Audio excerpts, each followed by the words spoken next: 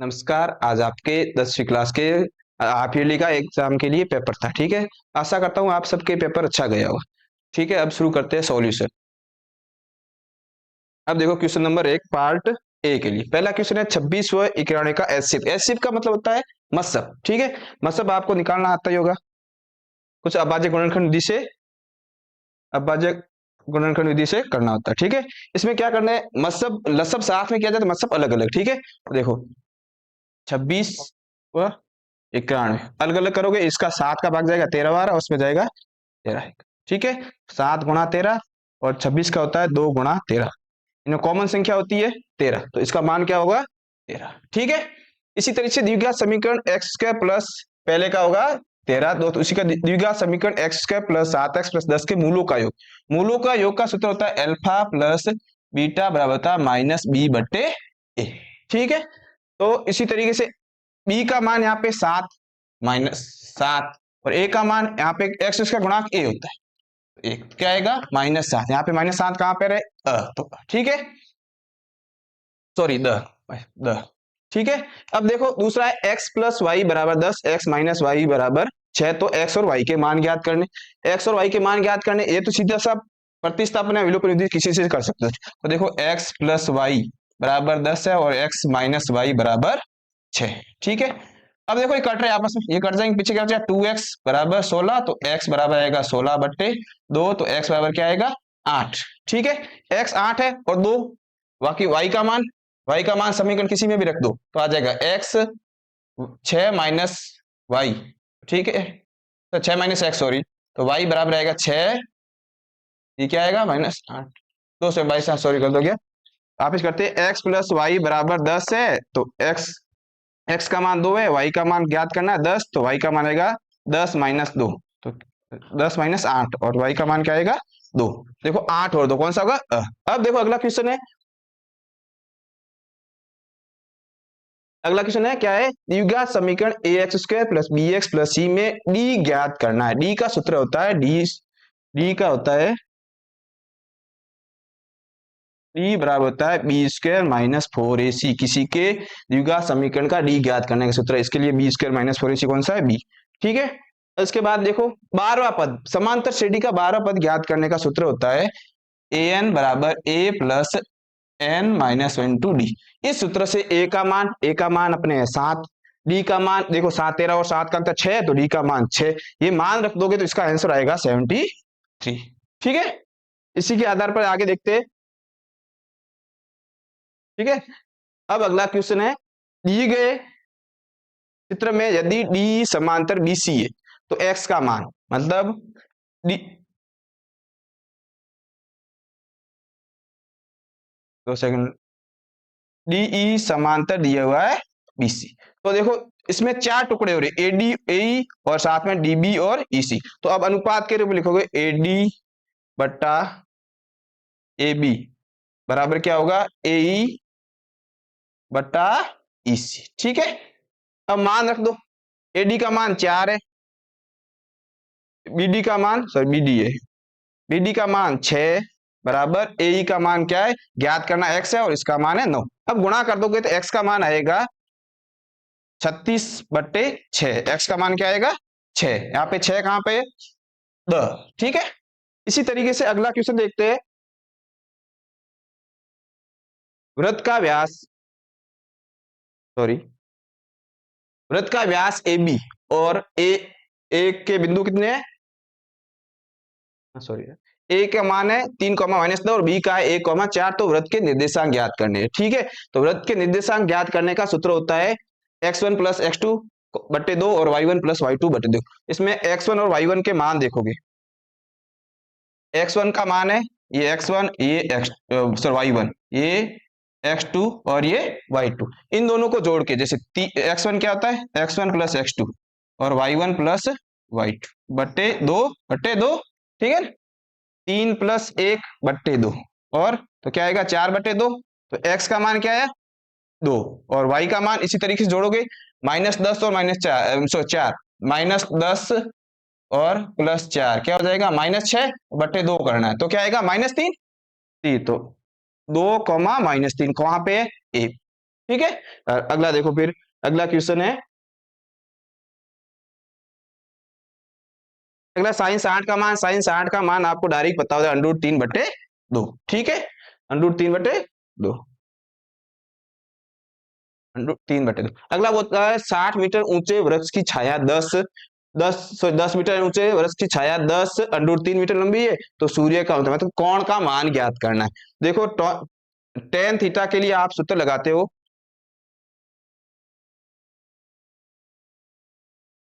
हाँ क्या होगा, 2 सेकंड।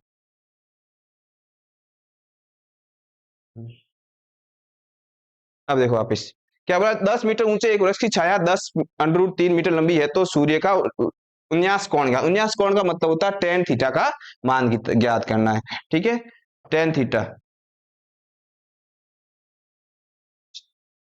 ठीक है, टेन थीटा का मान ज्ञात, टेन थीटा तो क्या आएगा, इसकी लंबाई की थी 10 मीटर, ठीक है, और इसकी लंबी है 10 अंडर रूट 3। ठीक है, टेन थीटा बराबर 10 से 10 कट गया, पीछे बचेगा 1/√3। टेन थीटा में 1/√3 किसका महत्व होता है, टेन 30 का। ठीक है, इसी तरीके से वृत्त के किसी बाह्य बिंदु से वृत्त पर खींची गई स्पर्श रेखा है, वृत्त होता है, इसका बाह्य बिंदु यहाँ पे, इससे कितनी स्पर्श रेखा खींची जा सकती है, 2, तो इसका 2 कहाँ पे है, ठीक है। इसके बाद बोला आर त्रिज्या वाले वृत्तखंड के त्रिज्यखंड के क्षेत्रफल को जो केंद्र पर क्या कोण बनाती, थीटा कोण बना रही है। थीटा कोण में इसके सूत्र क्या होता है, ना या 2 पाई r² ये भी नहीं होता है, ना पाई r² थीटा ये भी नहीं होता है। ठीक है, उसके बाद है पाई r थीटा/360। ठीक है, बाकी वाले, सॉरी ये भी गलत है, ये पाई r² थीटा/, सॉरी बेटा कुछ गलत हो रहा है, आप इस पहला है पाई r² थीटा ये नहीं होता है, ना ये होता है, और ना कौन सा होगा, पाई r² थीटा/। ठीक है, इसके बाद में अगला देखो,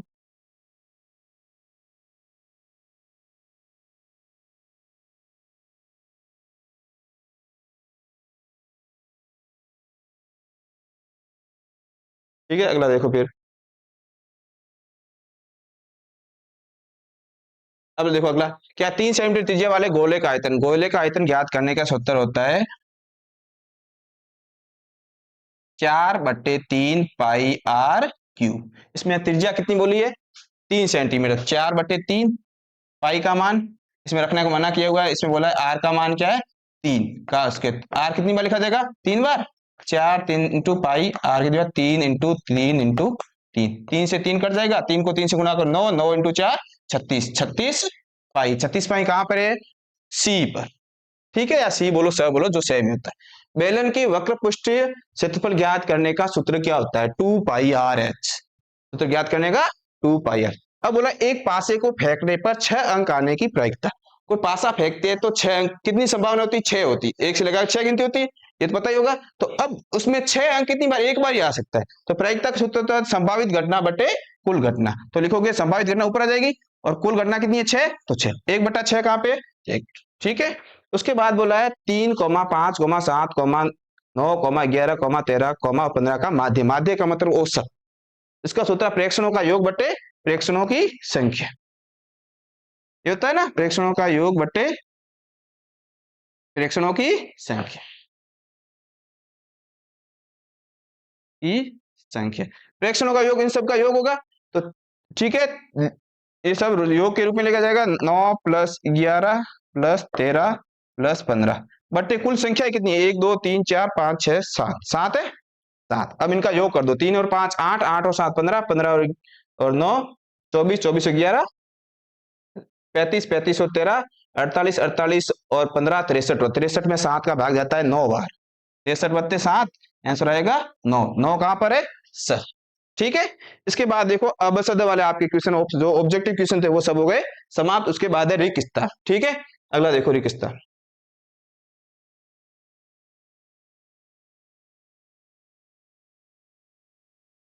ठीक है, अब आगे देखो रिक्त स्थान, पहला है रेखाएं a1x b1y c1 तथा a2x b2y प्लस c2 में यदि a1 और a2 बराबर है, b1 और b2 बराबर है, c1 और c2 है, तो रेखाओं के मान क्या होंगे, ये होते हैं,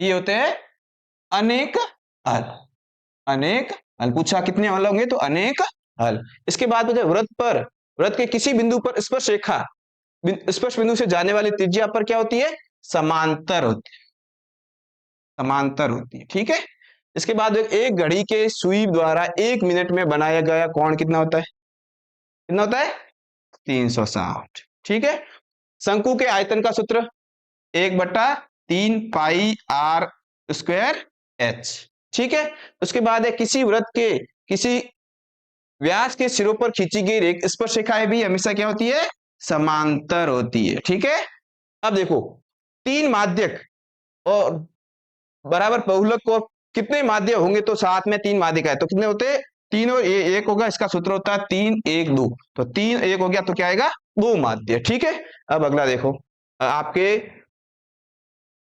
कोई नहीं 2 सेकंड। ठीक है, अब देखो अगला,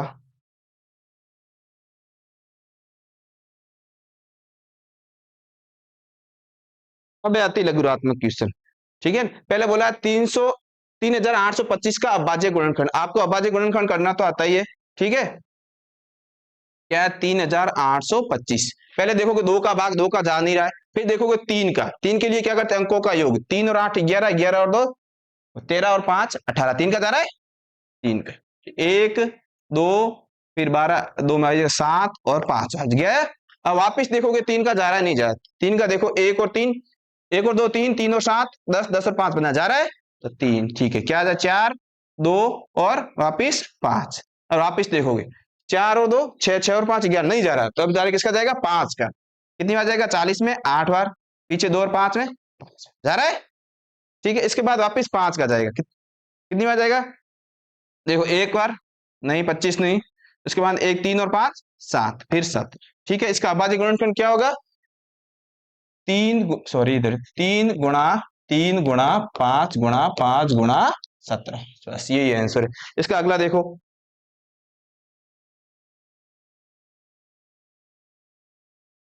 इसका अगला क्या बोला है, द्विघात समीकरण ज्ञात कीजिए जिसके मूलों का योग -3 है और मूलों का गुणनफल क्या है, मूलों का योग दिया हुआ है -3, मूलों का योग होता है अल्फा प्लस बीटा बराबर बी बटे ए, अल्फा और बीटा का मान होता है सी बटा ए। इसमें योग कितना दिया हुआ है, -3, तो -3 बराबर -b बटे ए, और गुणा कितना दिया हुआ है 2, तो 2 बराबर क्या आ जाएगा, सी बटे ए। देखो यहाँ पे घात सॉरी हर में कुछ नहीं, इसका मतलब 1 होता है, यहाँ पे हर में कुछ नहीं, इसका मतलब 1 होता है, तो ए का मान क्या होगा 1, बी का मान 3 और सी का मान क्या आएगा 2। ठीक है, ए बी सी का मानक है और इसका मानक रूप होता है ax² plus B X plus C. अब जो ए बी और सी के हमने मान ज्ञात किए वो इसमें रख दो, ए का मान क्या है 1, तो x² हो जाएगा, बी का मान कितना है 3, तो 3b 3x, और सी का मान क्या है 2, तो क्या आ जाएगा 2।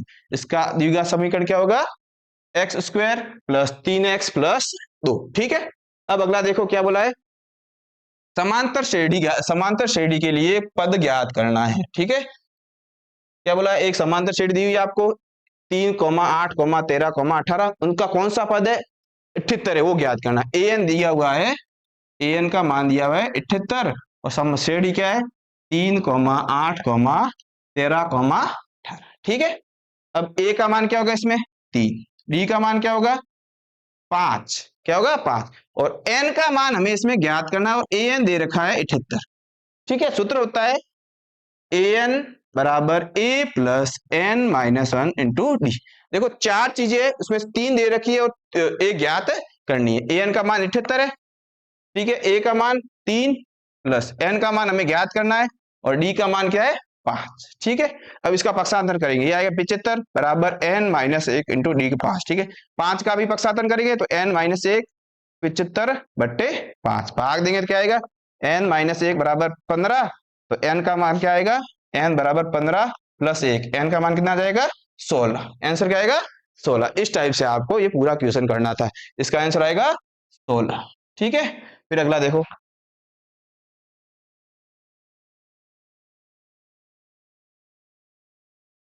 अब अगला, ठीक है, अब बोला है कि साइन 60 कोस 30 व साइन 30 और कोस 60 के मान रखें। अब इसमें आपको साइन थीटा वाली कोस थीटा वाली अगर सारणी के मान याद है तो इसमें डायरेक्ट मान रख दोगे और इसका मान ज्ञात हो जाएगा। जैसे साइन 60 है, साइन 60 का बोला है, साइन 60 का मान होता है √3/2।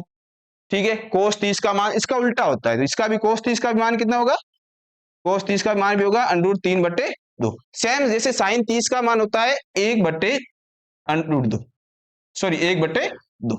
उसी तरीके से कोस 60 का मान भी क्या होगा 1/2। ये मान रखे अगर इनको जोड़ दोगे तो आंसर आ जाएगा। आंसर क्या आएगा देख लो, √3/√3/2 प्लस 1/2, तो क्या आएगा 4/2। आंसर आएगा 2, इसका आंसर होगा 2। ठीक है, इसी तरीके से अगला क्वेश्चन देखो। अब बोला है एक भूमि के एक बिंदु से मीनार के पाद बिंदु, मीनार है, उसका पाद बिंदु होता है नीचे वाला बिंदु। ठीक है, उससे 30 मीटर दूरी है, यहां से 30 मीटर क्या है दूरी। ठीक है, तो शिखर के उन्नयन कोण, शिखर का उन्नयन कोण क्या होगा, ये वाला कोण कितना है 30 डिग्री। तो मीनार की ऊंचाई मतलब ये एच ज्ञात कर, इसकी ऊंचाई। ठीक है, ये होता है आधार, ये होता है कर्ण, क्योंकि ये 90 डिग्री कोण बनाएगी, तो हमें ज्ञात कर्ण करना है लंब। तो आपको याद होगा लाल बटे कक्का। ठीक है, इसमें देखो याद क्या है, एल और ए का मान बताया, और एल और ए वाला सूत्र होता है, ये को क्या होती है tan theta. Ten tan theta बराबर होगा लंब बटे आधार। टेन कितने डिग्री का कौन है 60, 30 और 30 बराबर एल का मान हमें ज्ञात करना है, ए का मान है 30 डिग्री। ठीक है, तो टेन 30 का मान होता है 1/√3। ठीक है, तो आएगा L/30। ठीक है, L बराबर क्या आएगा 30/√3। ठीक है, क्या होगा मान इसका 30/√30। ठीक है, अब आगे देखो इसका।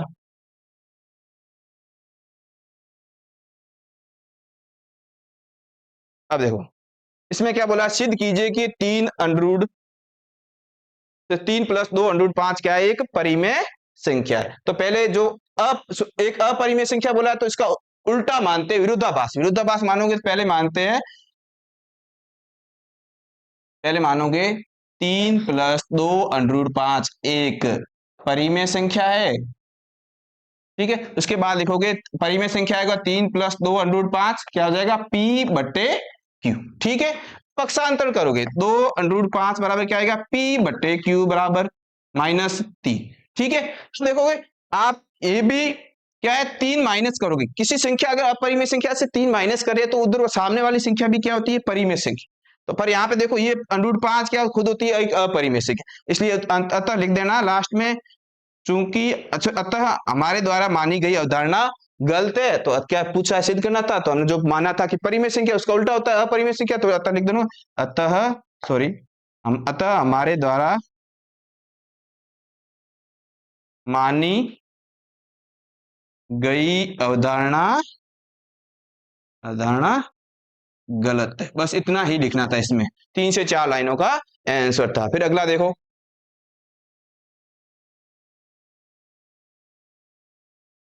अब देखो अगला, अब क्या बोला है x² -2x -8 के शून्य, शून्य का मतलब मूल ज्ञात करना। समीकरण दिया हुआ है x² -2x -8। ठीक है, इसमें x², अब देखो गुणा करने पर 8 आए और घटाने पर 2, ऐसी संख्या सोचनी है जो गुणा करने पर 8 आए घटाने पर 2, वो संख्या होती है 4 -2 करते हैं, तो इधर आए -4x -2x और -8। ठीक है, अब कोष्टक खुलेगा तो -4x minus minus plus 2x -8, common लेंगे, दो के जोड़े बना लिए, फिर कॉमन लेंगे, तो कॉमन क्या आएगा x, इधर आएगा पीछे रहेगा x -4, इधर पीछे आएगा +2 और x -4, तो क्या आएगा x -4 और x +2। ठीक, इन दोनों को बारी बारी से 0 के बराबर रखोगे तो x का मान एक बार आएगा 4, दूसरी बार है x का -2। ठीक है, अब हमें वही पूछा था क्या शून्य ज्ञात हो गए x के 2 मान।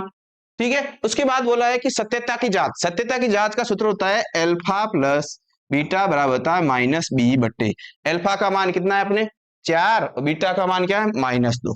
ठीक है, और -b का मान क्या ज्ञात हुआ है -2 और -2। ठीक है, a का मान 1, तो 4 में से 2 गए 2, तो -2 2। ठीक है, ये हो गया प्लस, अब क्या 2 बराबर 2 आ रहा है, इसका मतलब अपनी सत्यता जो हमने मूल ज्ञात किए वो सही है। ठीक है, अब अगला क्वेश्चन देखो, इसका मान आ गया। ठीक है, अब बोला है दो संपूरक कोण में बड़ा कोण छोटे कोण से कितना अधिक, 18 डिग्री। तो ये क्वेश्चन आपको प्रतिस्थापन विधि से ही करने हैं। प्रतिस्थापन विधि में क्या होता है, इसके मैं दो समीकरण बना लूं, बाकी आपको करना आसानी से। पहला बोला संपूरक कोण का मतलब होता है 180 डिग्री, ठीक है। तो पहले होगा एक मानोगे x, दूसरा मानोगे y, इन दोनों कोणों का संपूरक का मतलब 180, तो बराबर क्या आ जाएगा 180। फिर क्या होगा, एक कोण का मान x, तो किसके बराबर y प्लस 18। अब समीकरण एक हो गया, ये समीकरण दो, ठीक है। तब प्रतिस्थापन विधि क्या होगा, x का मान इसमें रख दोगे, ठीक है।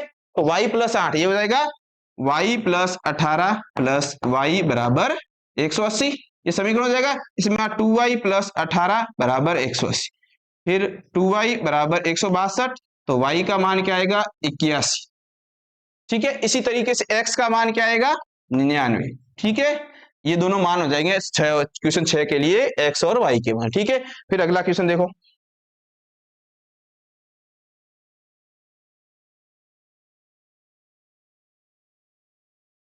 अगला देखो क्या बोला, त्रिभुज एक दिए गए चित्र में यदि एल एम समांतर है सीबी के, एल एन समांतर सीडी है, तो सिद्ध कीजिए कि एक, इसमें हम क्या करेंगे, दो त्रिभुज के लेंगे काम में। त्रिभुज कौन से होंगे, त्रिभुज त्रिभुज ए बी सी व त्रिभुज ए डी सी में, ठीक है। अलग अलग लेंगे दोनों में, आप अनुपात के रूप में इसको लिख दोगे, होगा ए एम बराबर होगा बट्टे बी एम, और साथ में क्या होगा ए एल बट्टे एल सी। इसका भी होगा ए एन बराबर होगा डी एन, और सॉरी बराबर नहीं होगा ये डी एन, और साथ में क्या होगा A N but sorry A L बट्टे एल सी, ठीक है। अब ये दोनों आपस में समीकरण सिद्ध करोगे, लास्ट में आप आपकी जो विरोधाभास प्रति प्रमेय थी उसके आधार पर ये दोनों आपस में सिद्ध हो जाते हैं, ठीक है। फिर अगला क्वेश्चन देखो, ठीक है। अब देखो उस बिंदु के निर्देशांक ज्ञात कीजिए, इसके लिए आप कौन सा सूत्र लगाओगे, विभाजन सूत्र। विभाजन सूत्र से इसको आराम से सोल्व कर सकते हो। क्या आएगा, इसका होता है am sorry x1 plus x2 बट्टे 2 और y1 प्लस y2 बट्टे 2। इसमें m1 और m2 के मान रख के ज्ञात करने हैं, ठीक है। अब अगला देखो,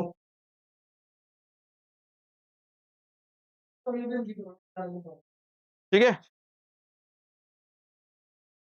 अगला क्या बोला है कि एक भूमि के एक बिंदु भूमि के एक बिंदु से 60 मीटर ऊंचे भवन के शिखर पर एक लगी संचार की मीनार के तल और शिखर के उन्नयन कोण 45 डिग्री और 60 डिग्री है, ठीक है। तो किसकी ऊंचाई ज्ञात करनी है, मीनार की ऊंचाई।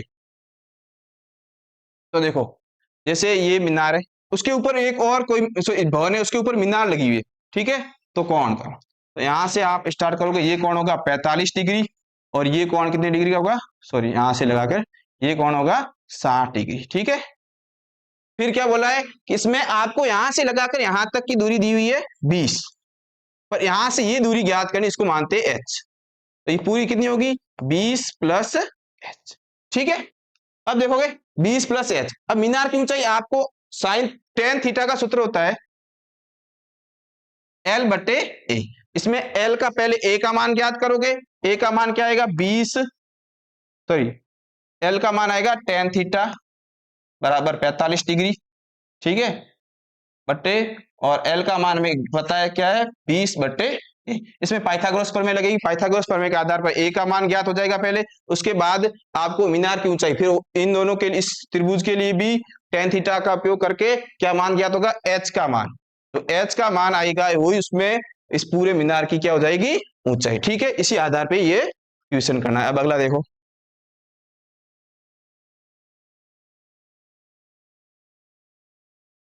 अब अगला क्वेश्चन क्या पूछा है, त्रिभुज के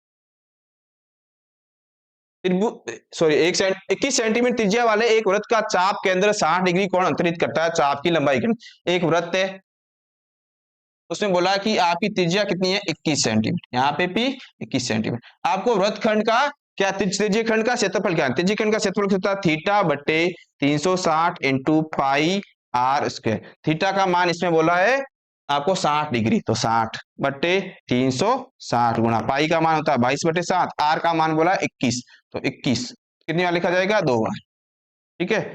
60 में 60 का भाग एक बार, 360 में 6 बार, 7 में 7 का भाग 7 में एक बार, 21 में 3 बार। अब गुणा के रूप में लिख दो, क्या आएगा 22 गुणा 3 गुणा 21/6। अब लास्ट में इसको आंसर सोल्व करोगे तो आंसर हो जाएगा, ठीक है।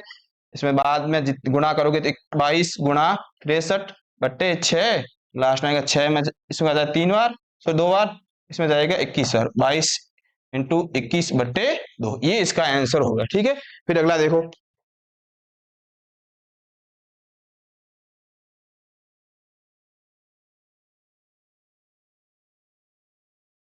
हाँ अगला देखो, इसमें क्या बोला है,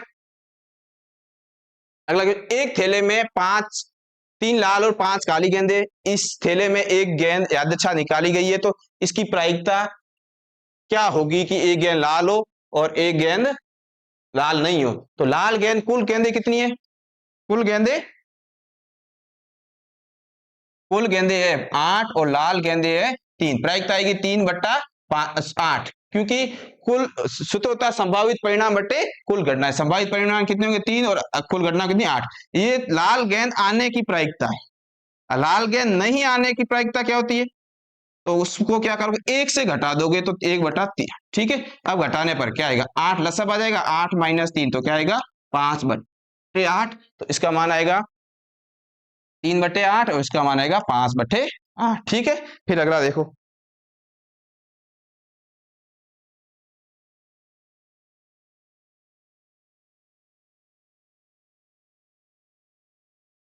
अब 14 क्वेश्चन देखो, इसमें बोला एपी का 30वां पद ज्ञात, 31वां पद ज्ञात कीजिए, जहां पे 31वां पद 11 पद 38 है और 16 पद क्या है 73। तो 31वां पद क्या है, 11 पद बोला है, 11वां पद है 38 व 16वां पद है 73, ठीक है। आपके इसके सूत्र काम आएगा an बराबर a plus n minus 1 into D.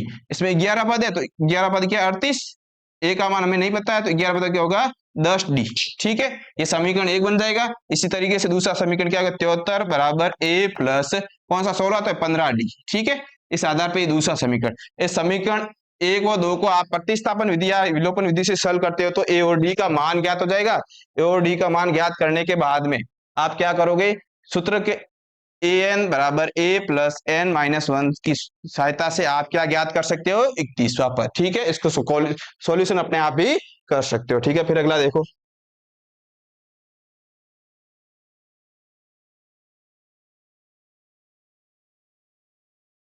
ठीक है।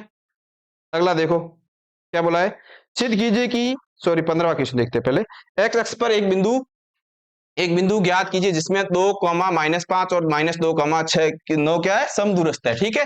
अब देखो समदूरस्थ का मतलब होता है जिसकी दूरी क्या हो तो आपस में समान हो, तो क्या आएगा सूत्र होता है समदूरी का x2 - x1 का whole square plus y2 - y1 का होल स्क्वायर। इनका सूत्र क्या होगा आपस में बराबर कर लोगे। समदूरस्थ का मतलब दूरी क्या होती है समान, किसके लिए दो बिंदु के लिए 2, -5 बराबर कर दोगे 2 -2, ठीक है। इनके लिए बराबर करोगे तो सूत्र ये लगा के इसके बाद में क्वेश्चन आप कैलकुलेशन करते हो तो ये हो जाएगा अपने आप क्वेश्चन। बस इसमें गुणा भाग करना है और कुछ नहीं आगे, ठीक है। फिर आगे देखो,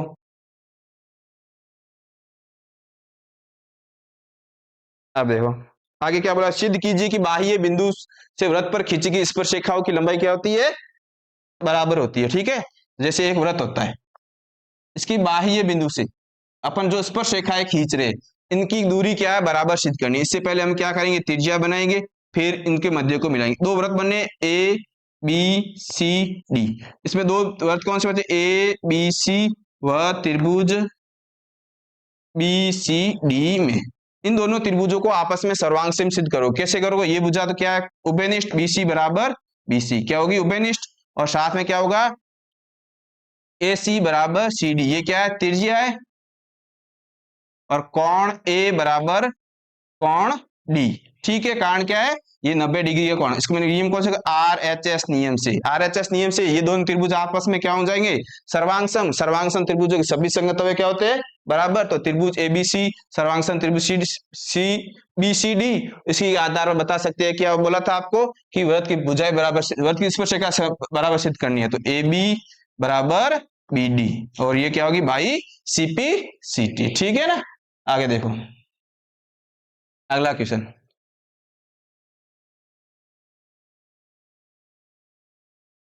अब देखो आपको अगला पूछा है कि बहुलक ज्ञात करना। इस बटन पर साइड से बहुलक, बहुलक का सूत्र होता है, देखो एक बार बहुलक, बहुलक बराबर होता है L plus F one minus F zero बट्टे टू एफ एफ, हाँ sorry, F zero minus F one minus F, ठीक है, ये सूत्र तो होता है, ठीक है, सॉरी इसलिए एफ वन जीरो, ठीक है, ये सूत्र होता है। इसके आधार पर आपको क्या करना है, पहले बारंबारता सारणी बनानी है,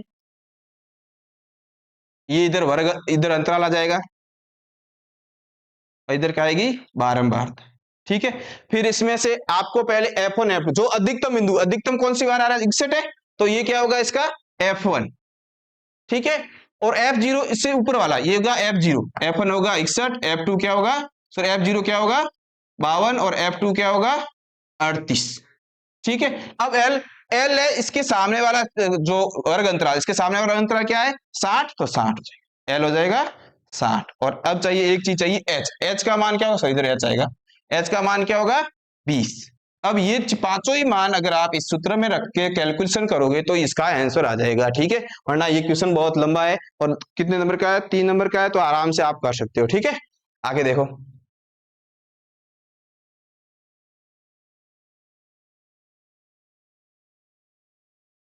अगला क्वेश्चन क्या बोला है, निम्नलिखित समीकरण के मूलों की प्रकृति ज्ञात करनी है, मूलों का अस्तित्व है या नहीं, मतलब आपको क्या करना है या नहीं, मतलब आपको समीकरण दिया हुआ है 2x² माइनस 6x प्लस 3, ये समीकरण दिया, इसके मूलों की प्रकृति, पहले तो इसके मूल ज्ञात करोगे, a का मान है 2, b का मान है -6, c का मान है 3, तो a इंटू सी क्या होता है 6 आएगा, और b का मान 6, गुणा करने पर क्या है 6, और घटाने पर 3, मतलब ऐसी संभव है ही नहीं, अगर किसी संख्या को गुणा करूंगा 6 आए और घटाने पर भी 6 आए, ऐसी कोई संख्या संभव है ही नहीं, संभव है नहीं, क्योंकि 3 को 3 से गुणा करते हैं तो 9 होता है, 4 को 2 से करते हैं तो क्या होता है 8 होता है, ऐसी संख्या संभव नहीं है इसको। तो ये क्या होगा इसका आंसर, क्या बोला है कि मूलों की प्रकृति संभव नहीं है, ठीक है, ना ही इसका कोई अस्तित्व है, ठीक है। आगे देखो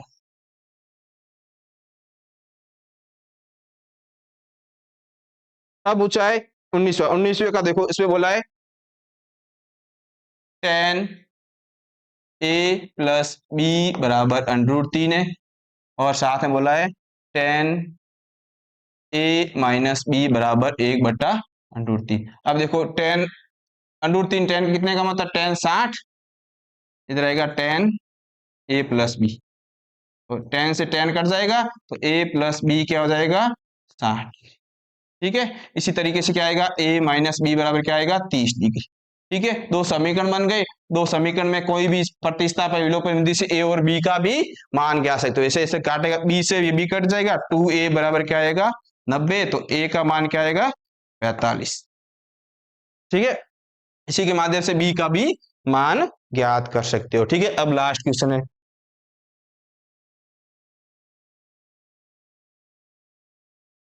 लास्ट क्वेश्चन क्या पूछा है, माध्य और माध्यक, इन दोनों से माध्यक के लिए आप पूछते हो तो माध्यक का सूत्र होता है दो, सिर्फ सूत्र लगा के सॉल्व ही करना है। माध्यक का सूत्र होता है L plus कोष्टक n/2 minus CF/F गुणा H, ये होता है माध्यक के लिए। बस इसमें माध्यक का मान रख, माध्यक L N और CF का मान निकाल के सिर्फ माध्यक के सूत्र में रख दोगे और गुणा कर लोगे तो आंसर आ जाएगा। इसी तरीके से क्या करना है आपको, माध्य माध्य अथवा वाला क्वेश्चन है उसमें क्या करना है माध्य, माध्य का सूत्र होता है, अगर प्रत्यक्ष विधि से करते हो तो क्या आएगा सिग्मा fx/सिग्मा f, तो इसमें सिग्मा f कैसे ज्ञात करते हो, सिग्मा वो देख लो पहले, ठीक है।